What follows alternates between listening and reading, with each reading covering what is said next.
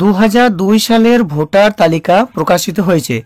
নির্বাচন তালিকা 2002, রাজ্য পশ্চিমবঙ্গ। হ্যাঁ বন্ধুরা, এই মুহূর্তে 2002 সালের যে ভোটার লিস্ট সেটা অন স্ক্রিন দেখতে পাচ্ছেন, সেই লিস্ট কিন্তু প্রকাশিত হয়েছে। এখন বিষয় হচ্ছে এই যে 2002 সালের ভোটার লিস্ট, এই লিস্টে যদি আপনার নাম থাকে সেক্ষেত্রে আপনাকে কি করতে হবে, অর্থাৎ আপনাকে কি কাগজপত্র জমা দিতে হবে। আর দ্বিতীয়ত 2002 সালের ভোটার লিস্টে আপনার নাম যদি না থাকে সেক্ষেত্রে আপনাকে কি করতে হবে বা আপনাকে সেক্ষেত্রে কি কাগজপত্র দিতে হবে।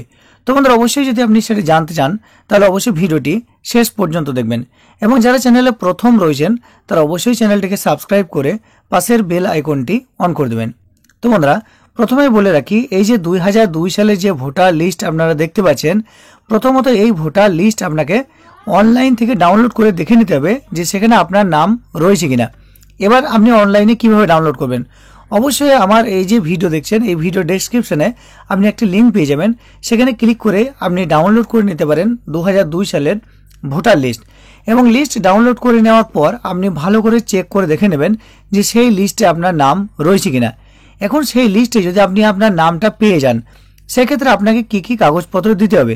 আর সেই লিস্টে আপনি যদি আপনার নাম না পান তো সেক্ষেত্রে আপনাকে কি কাগজপত্র দিতে হবে। তো দেখুন, এখানে নির্বাচন কমিশনের পক্ষ থেকে একটি ফর্ম প্রকাশিত করা হয়েছে, ইনুমেরেশন ফর্ম। এই ফর্মটা কিন্তু প্রত্যেককেই পূরণ করতে হবে। অর্থাৎ আপনার যদি ভোটার লিস্টে নাম থাকে তবুও আপনাকে ফর্মটা পূরণ করতে হবে, আপনার যদি ভোটার লিস্টে নাম না থাকে তবুও আপনাকে এই ফর্মটি পূরণ করতে হবে। এবার ধরে রাখুন যে আপনার 2002 সালে ভোটার লিস্টে নাম রয়েছে, তাহলে আপনি এই ফর্মটা প্রথমে পূরণ করবেন। ফর্মটা কিভাবে পূরণ করবেন সেই নিয়েও এই চ্যানেলে ভিডিও রয়েছে, আপনি কিন্তু একবার দেখে নিতে পারেন। তো সেক্ষেত্রে দেখুন, নির্বাচন কমিশনের পক্ষ থেকে এখানে পরিষ্কার বলে দেওয়া হয়েছে যে যাদের 1/1/2003 পর্যন্ত যাদের ভোটার লিস্টে নাম থাকবে তাদের ক্ষেত্রে ডকুমেন্ট কি জমা দেবে, সেক্ষেত্রে তাদের কনসিডার করা হয়েছে কিছু ডকুমেন্টের ক্ষেত্রে।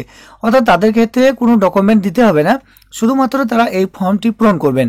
এবং 2002 সালের যে ভোটার লিস্ট রয়েছে সেই লিস্টে আপনার নামটা যে জায়গাতে রয়েছে, সাপোজ মনে করুন আপনার নামটা রয়েছে ঠিক এই জায়গাতে 40 নম্বর সিরিয়ালে, তাহলে এই যে পেজটা রয়েছে শুধুমাত্র এই পেজটা আপনি একটা প্রিন্ট আউট বার করে নেবেন কম্পিউটার সেন্টার থেকে।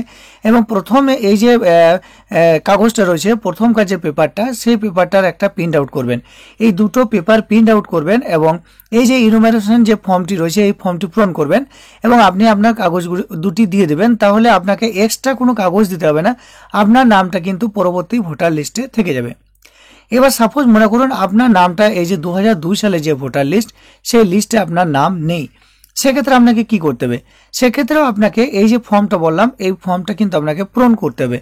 এই ফর্মটা পূরণ করার পর আপনাদেরকে এবার বেশ কিছু কাগজপত্র দিতে হবে। কি কাগজপত্র দিতে হবে না, প্রথমেই বলে রাখি, প্রথমে আপনাকে যে ডিক্লারেশন ফর্ম সেই ডিক্লারেশন ফর্মটা দিতে হবে। আর সেখানে আপনাকে ডিক্লেয়ার করতে হবে যে আপনার জন্ম তারিখ কত। আপনার জন্ম যদি 1987 সালের আগে হয় তাহলে প্রথম ঘরটিতে আপনি টিক দিয়ে দেবেন। এবং সেক্ষেত্রে আপনাকে কি কাগজপত্র দিতে হবে না, 11টি কাগজের একটা লিস্ট আছে, সেই 11টি কাগজের লিস্ট থেকে আপনাকে যে কোনো একটি কাগজ দিতে হবে।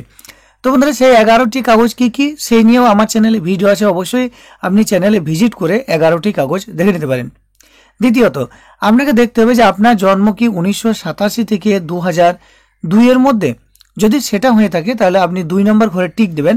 এবং সেক্ষেত্রে আপনাকে ওই 11টি কাগজ থেকে যে কোনো কাগজ আপনাকে দিতে হবে। এছাড়াও আপনার বাবা কিংবা মায়ের যে কোনো একটি কাগজ দিতে হবে ওই 11টি কাগজের লিস্ট থেকে। এবার তৃতীয়ত মনে করুন আপনার জন্ম হয়েছে 2002 সালের পরে, ঠিক আছে, তাহলে আপনাকে কি করতে হবে না, আপনাকে এই যে শেষের যে ঘরটা রয়েছে এটাতে টিক চিহ্ন দিতে হবে। সেক্ষেত্রে আপনাকে কি কাগজপত্র দিতে হবে না, ওই যে 11টি কাগজ বললাম সেই 11টি কাগজের মধ্যে যে কোনো 2-1টি কাগজ দিয়ে দেবেন। এছাড়াও আপনার বাবার কাগজ লাগবে এবং আপনার মায়েরও কাগজ লাগবে, দুইজনেরই, বাবা মায়ের দুইজনেরই কাগজ লাগবে সেই 11টি কাগজের যে লিস্ট আছে সেই লিস্ট থেকে। এখানে দেখুন 11টি কাগজের একটা লিস্টও দেওয়া হয়েছে, আপনি চাইলে এই যে লিস্ট আপনি স্ক্রিনশট করে নিতে পারেন, দেখে নিতে পারেন এই 11টি ডকুমেন্টের মধ্যে কি ডকুমেন্ট রয়েছে, এই ডকুমেন্টগুলি আপনাকে লাগবে। এছাড়া আপনি ভালোভাবে যদি জানতে চান তাহলে আমার চ্যানেলে ভিজিট করে জেনে নেবেন। এখন বিষয় হচ্ছে আপনার নামটা কি 2002 সালের এই যে ভোটার লিস্ট আমি যেটা দেখালাম, এই ভোটার লিস্ট ডাউনলোড করে আপনি কি আপনার নামটা পেয়েছেন? যদি পেয়েছেন তাহলে কমেন্ট বক্সে আপনি ইয়েস লিখবেন, আর যদি 2002 সালে ভোটার লিস্টে আপনার নাম না থাকে সেক্ষেত্রে আপনি কমেন্ট বক্সে নো লিখে জানিয়ে দেবেন। আপনি যদি লিস্ট ডাউনলোড করতে না পারছেন সেটাও কমেন্টে জানাবেন, আপনাকে জানিয়ে দেবো লিস্ট থেকে আপনার নাম রয়েছে কিনা। তো বন্ধুরা, আপনারা আশা করি বুঝতে পেরেছেন, ভিডিওটি ভালো লাগবে।